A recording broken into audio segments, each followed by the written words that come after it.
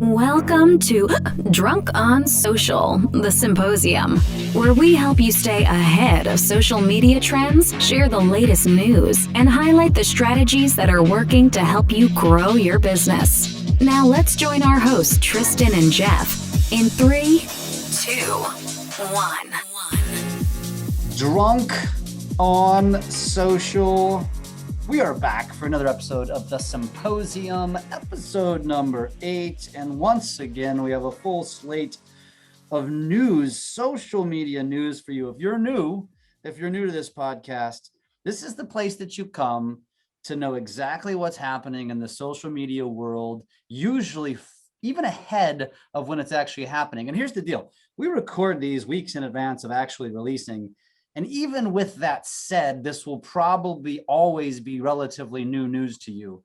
And we are going to give it to you, and we're going to tell you how it applies to you and your business. So remember to hit that subscribe button. Make sure you get these every single week in your podcast app. We're everywhere. You can't miss us. And so with that said, welcome in my co-host every week, Tristan Ahumada, who brings the fire. Tristan, where are we starting this week, my friend? Dude, I'm excited. We don't have a lot, but damn, what we have is really good. Let's do it. And today we're going to start with Apple because they control the App Store, right? It's nuts. They're kind of an important player in the world. No, just a little bit. Apple says it's updating its opt-in prompts for users' data tracking, and that's happened already. So you're going to look at your phone. You're going to be asked questions like, hey, this app is tracking you. Are you okay with all of this information that they're tracking you with? And you're going to be able to say, allow tracking or ask app not to track. And for us, it's really important because it takes away a lot of the power that social media companies have, right? Like, dude, look at TikTok. Everybody was freaked out that they were grabbing all of this information about where we were living, what we were buying, our preferences, everything, and they were using it to retarget and possibly other things, right? But Apple's like, hey, you know what? Enough's enough. Who knows the real reason, right? They probably want to make money out of something, but this is in play now. And now that's going to affect the way that companies work and the information that they can gather. But I have a question for you on this one. Mm-hmm. Does it matter for you? Are you going to allow are you going to allow some of the apps to track you? Well, this goes back to the conversation, the conspiracy theories that so many people have. And you need to think about this with an open mind, because if you're subscribing to this podcast, it's likely that you're interested in staying hip to what's happening in the social media world for the sake of your business. And so my point of saying that is you can't be two-faced with your thought process. If you truly believe in social media as it is, mm-hmm. you can't be the person who believes in being secretive and that everything's a conspiracy. And so there is some value to data tracking. Yep. Right. My personal opinion on it is, I actually feel like some of the data tracking is sometimes maybe eats my battery. I'm not really concerned about people knowing where I am or apps knowing where I am. I think come on, they've already got it. Google already knows. Yeah. Facebook already knows. So I don't know. I think this is one of those topics, just like the TikTok topic, just like the conspiracies, that I think we overthink this stuff. And again, you can't have both. Where do you want to be on this? I don't know. What do you think? Dude, I was thinking about this the other day, and I'm aware of the things that I buy typically through Instagram or Facebook, and they target me pretty well. Oh yeah. I'm happy with the things. I get targeted notebooks and tech, right? And some of the tech and notebooks, if they didn't track me, I really wouldn't go and search for these things, and I would never find them. Yeah. So when it comes to Instagram, I'm going to allow them to track my preferences because, dude, I have some of the most amazing notebooks because of it. Yeah. Well, and you bring up a good point. And so it's like, if you are in if you're playing the social media game, you're targeting an audience, either organically or you're paying to target an audience. And so the way I look at it is like practice what you preach. And so like what you just said, somebody, it was one of my kids yesterday, we were talking about something and a targeted ad came up, and it was Cash and I, it was my stepson. And I deliberately clicked on the ad because I wanted it to follow me around. Like, I'm not ready to buy right now, but I want to go check it out. And I want you to follow me around so I can think about it.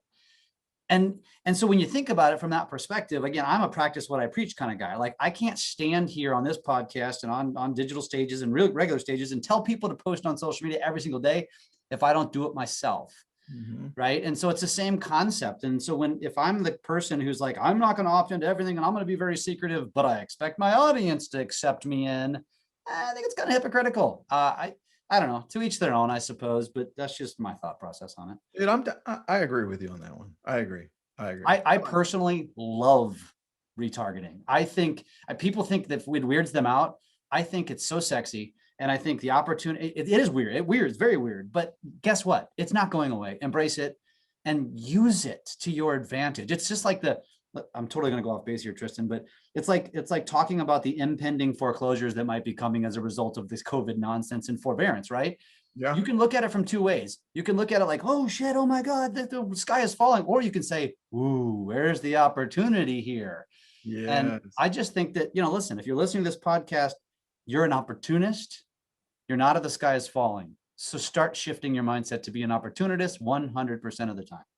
What a great point, dude. I love that. And here's some of the things they're going to be tracking, just so our listeners are aware. Contact info, location, financial info, purchases, your total contact information. So not just what we see here, like name, email, phone number, other things as well. Browsing history. And I know some of you, I have some stories from some friends on browsing history, but browsing history could be important for some of you that you don't want tracked. So those are some things, man. But that's all I have on Apple. Anything you want to add? No, I think that's interesting. And it's, by the way, that's not even a social media platform, but it is very relevant to social media. And that's why we wanted to talk about it. Good point. All right, next, LinkedIn. They announced LinkedIn Learning Hub to provide more what they call comprehensive skills for people in general on how to use social media and, of course, how to use LinkedIn. Some of those things that you're going to see in the Learning Hub are personalized content recommendations based on whatever you say your job is or your title, right? They'll align it and say, well, based on this, you should be looking at or learning these courses. Next, community-based learning, right? This way they can help either connect you with other people that they think you should be connecting with and learning how to use those community features that allow that. That's important, I thought. And then lastly, skills development. And I think that's probably the best one. And it always reminds me when I look at things like this of Google, which has all of these free courses on the back end that you could just learn from. So I think LinkedIn, because you typically associate LinkedIn with a place that more of the educated going to school, like college, job searches, masters, yeah, all that. All those people gravitate to LinkedIn. It makes more sense that they would have a learning hub, right? You know what I would envision something like this eventually growing into is, I don't know if it's called Udemy or Udemy. I never know the difference, but are you familiar with Udemy? How's it spelled? Udemy.com. No. All right. So Udemy or Udemy is a place where you can go and learn almost absolutely anything. Typically marketing, social media, anything having to do with that for sure, and computers and other things like that. But when you go there, it's really inexpensive. And I think, wow, you know what? LinkedIn could be the place that could beat out a company like Udemy, because Udemy makes millions and they're very inexpensive courses, like $9 to learn how to do YouTube videos and use the back end of YouTube and do all these amazing things. Well, damn, dude, everybody goes to LinkedIn to usually professionals, right? To connect with other people. Why not keep those professionals learning in a learning environment and maybe have them pay like $10 a month for unlimited courses on every possible thing that can make you better at what you do? So I think they're heading there. They're testing it out as a free hub. At least that's what they're saying here, where I'm looking at. But they could easily turn around and say, hey guys, why don't we do this? And you guys have to pay for it. It's now, look at what they do with their product that you have to pay for. It's a premium product called Sales Navigator, which turns on all the other extra features on LinkedIn. A lot of reverse prospecting. You can find out more information on those people you're searching for. And that's like $75 a month. It's not cheap. So why not turn this on and be like, hey, everybody, learn, but you've got to pay us $10. Where will this show up on my LinkedIn feed? Any idea? This is going to show up on a top section on LinkedIn. So it's going to be one of the little, you know how when you go on LinkedIn, you pop up LinkedIn right now, and you have all of these choices. It's going to show up on one of those choices. Well, on mobile, it just takes you straight to your feed. And so you're just scrolling your feed. Then at the bottom, you can choose My Network, which is, that's not probably a place. Then there's notifications, which, by the way, if you don't pay attention to LinkedIn for its news, like every day, there are days when I sit there and read through. They have some really good informative articles. In fact, I just stumbled on one that says, what's the home, guess which is going to be the biggest force in home ownership in the future. And it's the Latinos, which is interesting. I'm going to read that article. I just sent it to myself. Oh crap. Yeah. Send it to Sean Curley. Believe me, I'm going to create a TikTok out of this. But yeah, it says this demographic may soon become the country's dominant group of homeowners. It's just interesting. Man, but I didn't want to digress here. But my point was, as you were talking, I was searching through LinkedIn and I was wondering, because LinkedIn looks different on a desktop or a computer versus mobile. I'm just curious where it's going to show up at. So on desktop, you have your choices on top. You've got home, My Network, jobs, messaging, notifications, and then a little section called Me. And then on the top right of that is where you have a drop-down menu that says work. Yep. And right there is where learning is on the drop-down menu. Okay, cool. That's where it should be. And then I would assume, though, if they want to make it stand out more, especially if it's something they're going to charge for in the future, I would make it its own button right next to Sales Navigator on the top right. Yeah, or a button at the bottom on mobile, because I imagine a lot of people are, spending a lot of time on mobile like anything else. Although I will say LinkedIn is one of the most diverse social media apps that works very well on both, whereas most are very mobile friendly and not very computer friendly. You know what I mean? Yeah, you're right. You're right about that. I agree. That's a very good point. And you're right about it being at the bottom, dude. It just makes a lot more sense if they're going to go. I had no idea this even existed, but I never get on it on a computer. So maybe that's why. Yeah. And you know what? That's not your fault. That's LinkedIn's fault. Yeah. There you go. Something for them to think about. That's good. That's going to be interesting. So the Learning Hub, again, if you go to LinkedIn on a web browser and you're on the main page, over to the right, drop down work, and then one of the tabs is learning. I clicked on it and it gives me like 6 articles right there suggested for me. Interesting. I wonder, dude, we should compare and see which ones are they the same or different? I'll tell you, my first one is the 6 morning habits of high performers. Ooh, mine is get off your ass, lazy ass bastard. That's the title. I don't think that's really true. All right, dude, you ready for the next one? Let's do it. All right, Facebook. Facebook flags changes to newsfeed rankings. What do you think about that, dude? I think that's been a long time coming, but the challenge has been, how do they change it up, right? So this is directly from Facebook, all right? They explain it.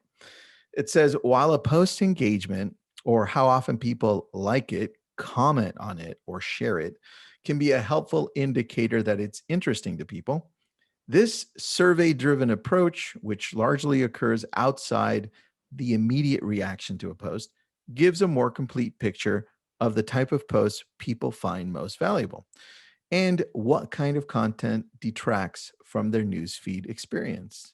And so what they're saying is part of this is they're saying, hey, you know, just based on the things that you love normally, maybe we should be sending you more of that stuff, right? And we shouldn't be populating your feed with a whole bunch of news in the first place. Maybe we should be sending some of the stuff that makes people feel good instead of this shit that we sometimes get, right?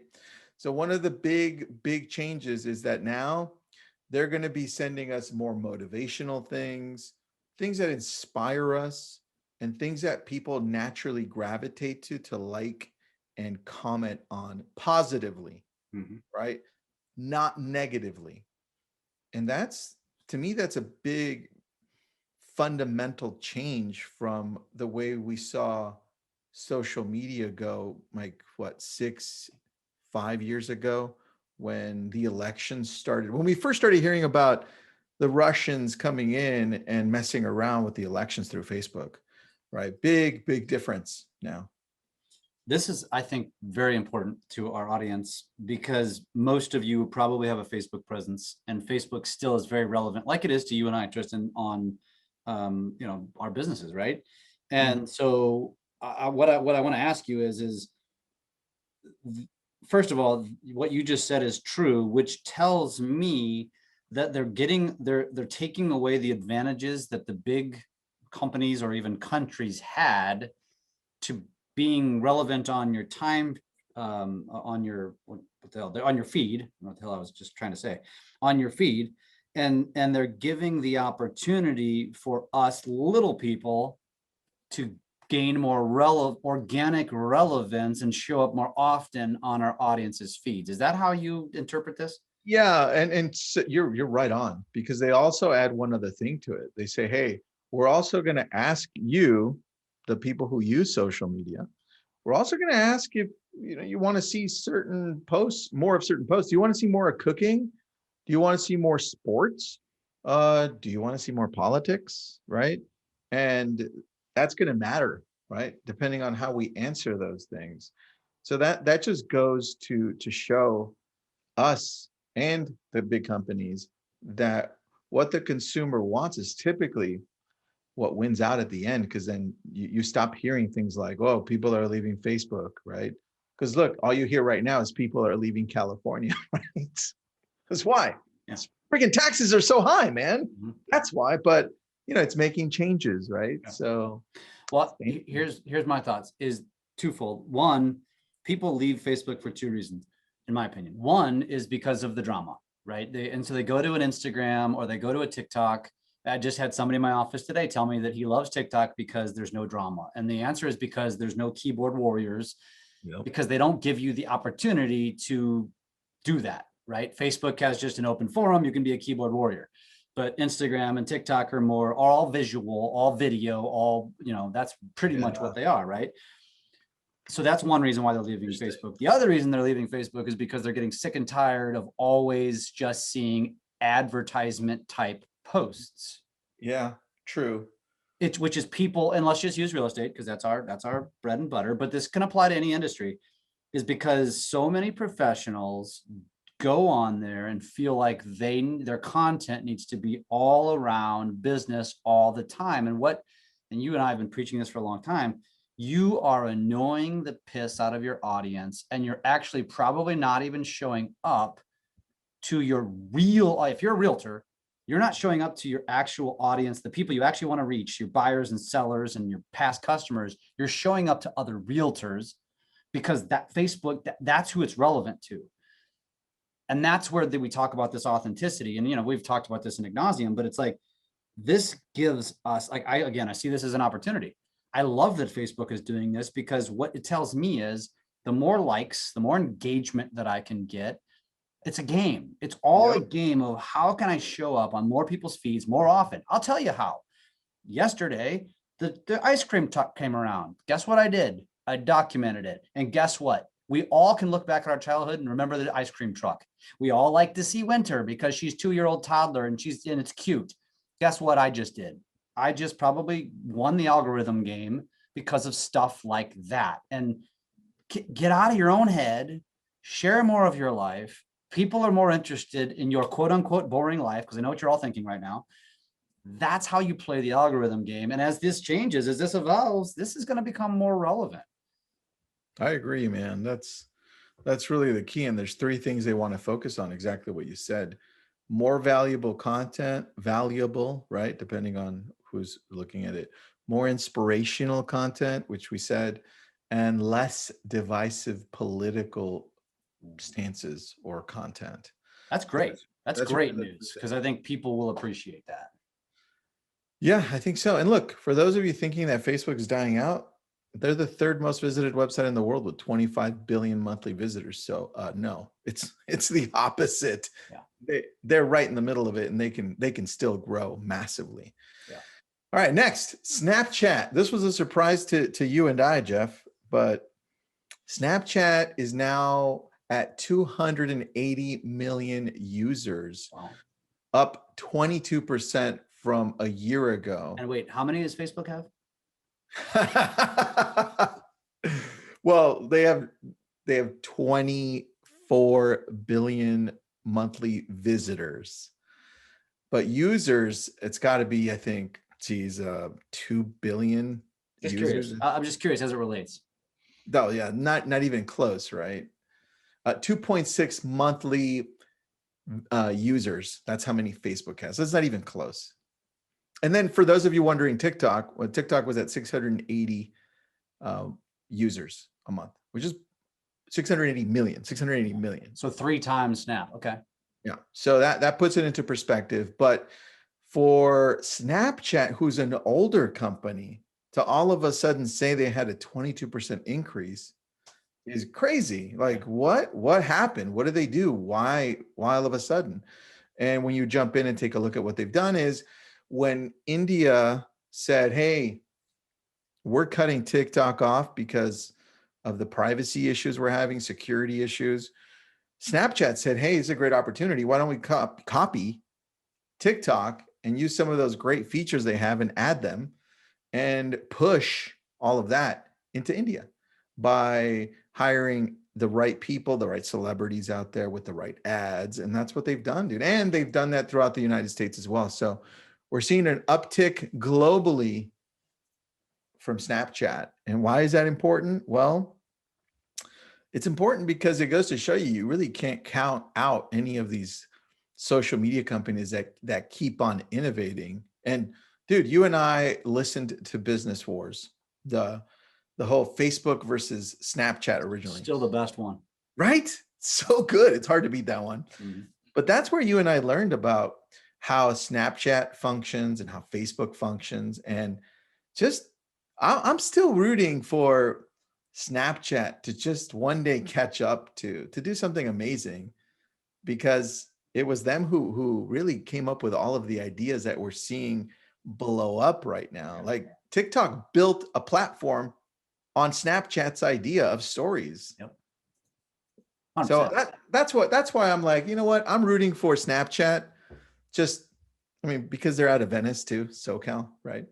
But still, I think they've got smart people who keep on pushing and aren't giving up and didn't sell out to Facebook.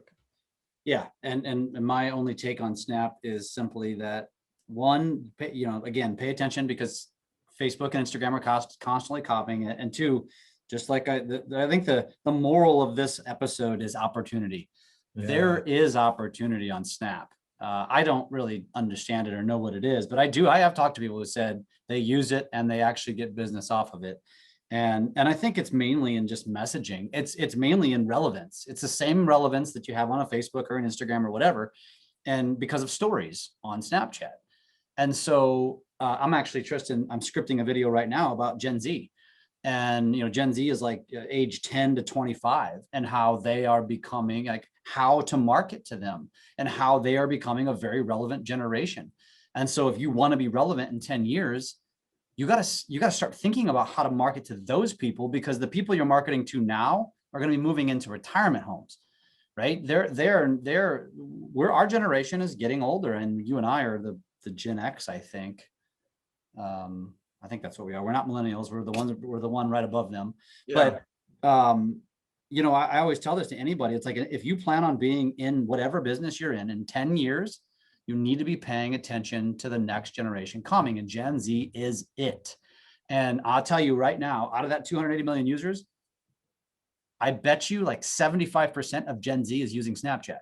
There's probably an opportunity there. I don't know what it is. There is, man. And look, going back to a couple of our previous episodes where we talked about why YouTube keeps on winning, it's because they pay so much to the creators to keep creating. Like, out of everywhere I create, I get paid the most on YouTube, and I'm not even a big YouTuber, dude.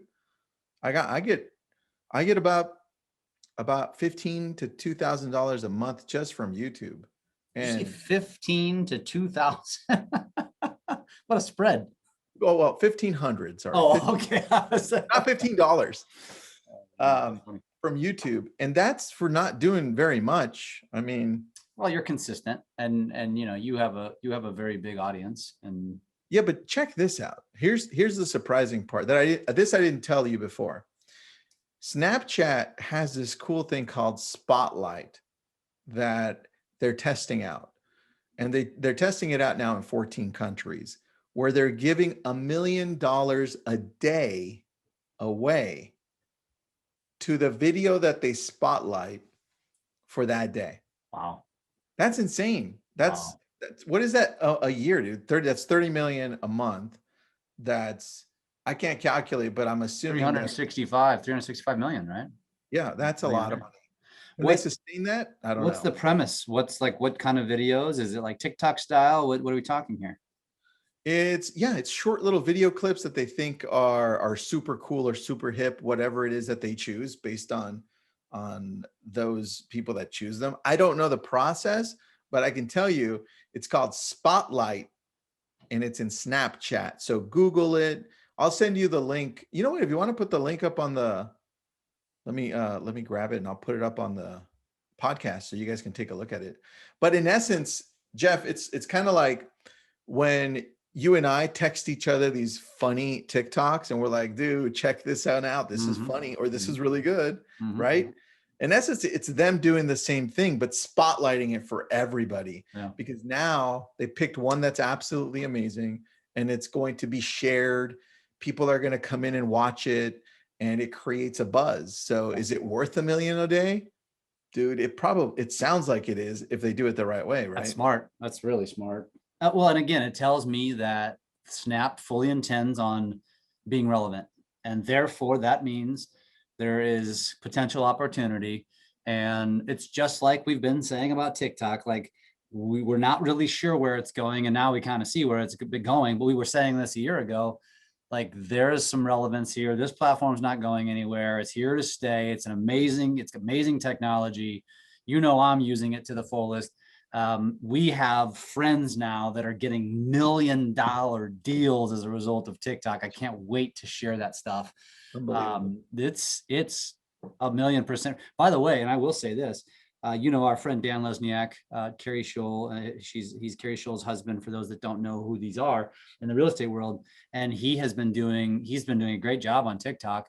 And he called me today and said, I'm starting to get leads consistently from TikTok for mortgages because we're partners with them. And he said, do you want me to keep doing this, or is this kind of stupid? Because they're all over the country.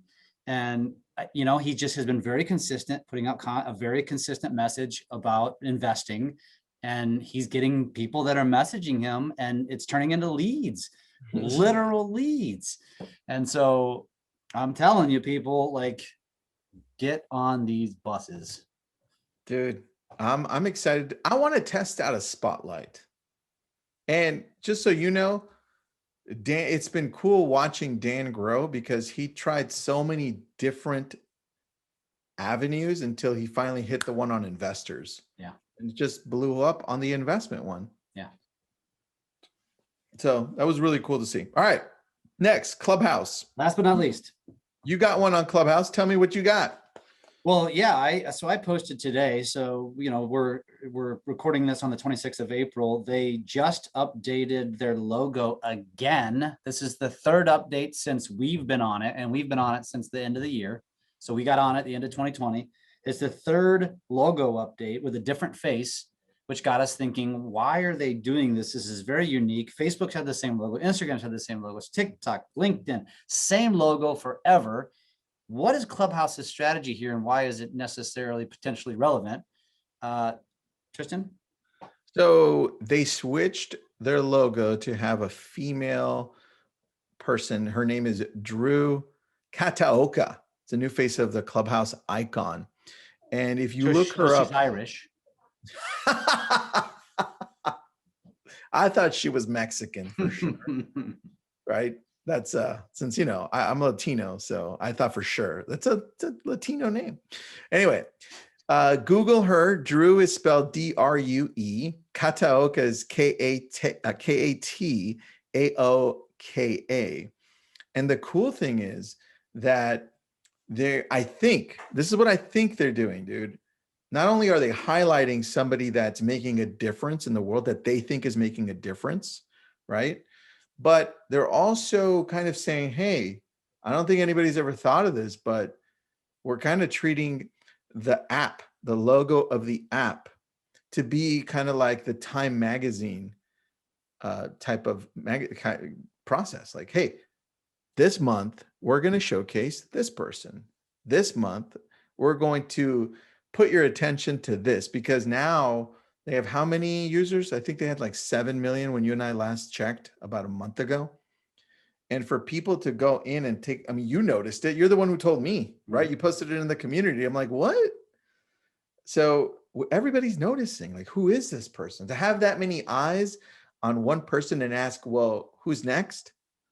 That's pretty powerful. And if you want to make a difference in this world, especially, I think they do want to make a difference. They don't want to go the Facebook way and make people feel like, oh, Facebook's just in it for the money. They want to make a difference. This is definitely one way of doing that. And I'd like to see what their plan is and say, hey, who are they bringing on next? Is it going to be more philanthropy? Is it going to be about raising awareness for something? Or how are they going to treat this? And that's why I think it's important. When's it going to be you? Right after you. It might be a code. It might be a code. They'll slash it in half. Yes, now that's funny right there. They might slash that in half, buddy. My take on it is simply this. The chatter last week was, and last, again, remember, this is recording April 26th. Chatter last week was, and I heard this from several people, like Clubhouse is on its way out. Like it's slowly dying. Oh. And you and I, and because they were having glitches last week, I think, the mystique is worn off for a lot of people. But you and I disagree with that thought process. Like we think that it's very relevant. The things they're doing show that they give a crap. Like they're really going to try. And here's my opinion on just that simple tweak of a logo, is that by doing this, they're going to probably be very strategic with different niches and different, industries and different, ethnicities, all that sort of thing, to where each time they do this, they're going to be attracting a whole nother grouping of just human beings. And so this goes back to the B2C concept. Like this platform, as good as any, I think is going to have a lot of potential for B2C type business, because think about what Clubhouse is doing. They're not targeting real estate. They're not targeting, a specific industry. They're not just targeting, superstars. They're targeting everything. This is an artist. Guess what? Artists buy houses, artists buy products. And so as this platform continues to grow, which I think it will, they'll work out their kinks. They're going to add Android. There is opportunity there. And so Tristan and I will tell all of you today, and we're guilty of this too, because neither one of us are in it a lot, but we stay present. And for me, it's like once or twice a month, but I stay present. And I think that's important. It's important to stay present. So that way you're there if and when something pops, because we're telling you, this is another place that you can have some relevance. And Tristan, some people in real estate that are doing amazing things with it. So Yeah, man. I think Don't lose sight. this is a great point that you bring up. I think they can really direct who adopts it based on who they put on the front cover. I like that a lot. I didn't think about that earlier, man. Yeah. Well, I it's really like that. like I said, it's going to be a whole nother, just grouping of human beings that enjoy a certain platform. And like you and I, we always talk about it. Like there's people that spend all their time on Facebook. There's people that spend all their time on Instagram. There's people that spend all their time on TikTok. And that's why if you can build it into your strategy and have a presence on as many as possible, it allows you to touch more people. And that's why you should be cross-posting your content. Like don't overthink it. Don't overwork it. When I create a video, guess what? I post it to 2 or 3 different platforms, sometimes 5, depending on the content. You need to start posting it to Snapchat. Seriously. I probably should. You're right, because I do target a younger audience, and you're probably right. I'll tell you why I'd never been on Snapchat, because I forbid my children from being on it. This is when it first came out, and it was like, because you know how it was derived, right? It was sharing sexual pictures and stuff. Of course. And so, and my daughters were young teenagers, and it was like, absolutely not. So I felt like a hypocrite. If I had Snap, I'm a hypocrite of a parent. I think enough time has passed that I could get on it, but that's transparently why I'm not on it. So funny. Yeah. I didn't think about that. That's funny. Yeah. Well, dude. And by the way, my daughters have Snap now. I've moved past it and allowed them to have it. All right. So that means you're jumping on next. I don't know, but you're probably right. Damn it. I want to see you win $1 million on the Spotlight, which be amazing story, dude. You're telling me. And you have a better shot than I do because your videos are way better than mine. I don't know about that. But all right. Last thing here on Clubhouse. They just made an announcement to have exclusive content from the NFL. And I thought that was huge for those people that are saying, oh yeah, Clubhouse is going to die out. Well, Clubhouse just announced it and they put it up on Twitter. They say it's official. NFL draft week is coming to Clubhouse, and they give you a little link. And then they went ahead and updated Clubhouse, the Clubhouse app today, not only to change up the icon of who's on there, but they also made it easier for us to share events, which I thought was sweet. Yeah, it's at the top of mine. I just opened it. Pre-launch party, NFL. Interesting. Pretty cool, right? I mean, again, that just solidified what I just said. They are being smart. The NFL is probably the most popular, maybe next to the NBA. I think it's actually more so, professional sports league in the world, definitely in America. And the NFL does things right. Like they're a popular brand, if you will. And so smart, so freaking smart on Clubhouse. Because you're right. If you're an NFL fan, you know the draft is this week. You know, if you turn on ESPN, that's all they're talking about. Yep. And that's smart. God, that's so smart. Yeah, that was, dude. I love their play on this. And who's to say that they won't eventually change up the app icon to switch every 2 weeks or every week, right?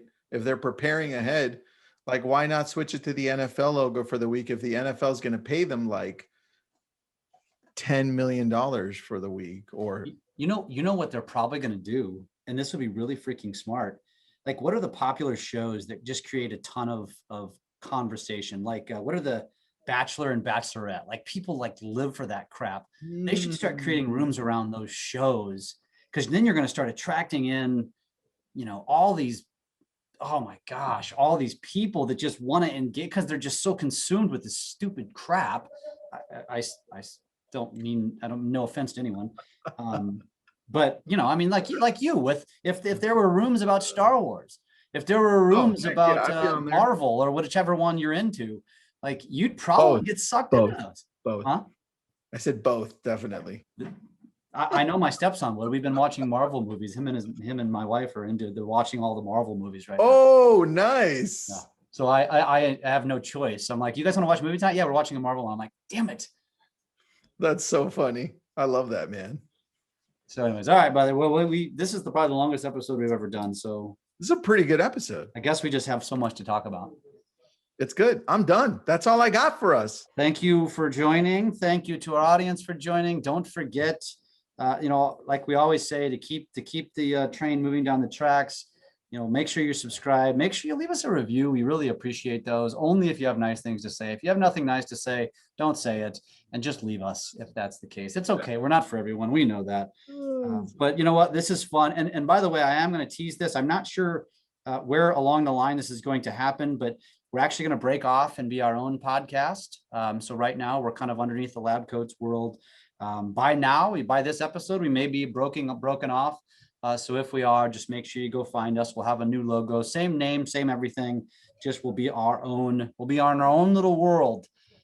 So we're looking forward to that. And hopefully that's, maybe it's already happened by the time this one airs. I love it, dude. I'm excited. Likewise. All right, my brother, we will see you again next week or in 5 minutes. Well, yeah, one of the two. Thanks, bro.